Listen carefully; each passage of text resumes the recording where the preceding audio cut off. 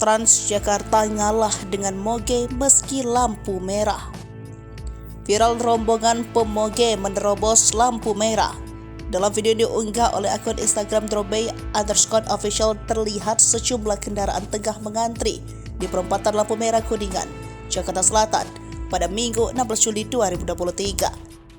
Namun dari sisi kiri jalan muncul rombongan pemoge menerobos lampu merah dengan santai. Bahkan mereka sempat memotong laju bus Transjakarta yang tengah melintas. Bus Transjakarta itu sempat terhentikan sejenak untuk memberikan jalan bak raja jalanan. Lalu, bus Transjakarta melanjutkan perjalanannya ketika pemoge itu berhenti. Setelah bus Transjakarta melihat rombongan pemoge itu kembali menerobos lampu merah, aksi itu jelas tidak patut ditiru karena melanggar aturan lalu lintas yang ada. Menerobos lampu merah sama saja melanggar pasal 106 ayat 4 Undang-Undang Nomor 22 Tahun 2009 tentang lalu lintas dan angkutan jalan. Video tersebut menyulut komentar netizen yang menyudutkan para pengendara moge.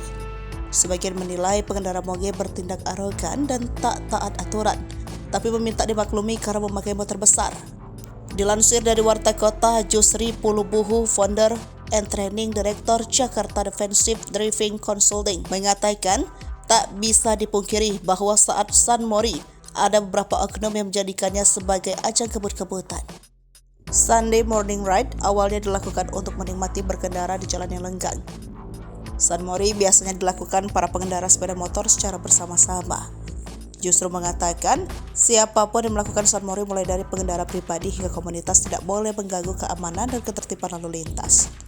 Adapun soal pengendara moge arogan bahkan cenderung ugal-ugalan. Jusri menyebut anggapan tersebut tidak sepenuhnya benar sebab arogansi muncul bukan hanya pada pengguna moge saja.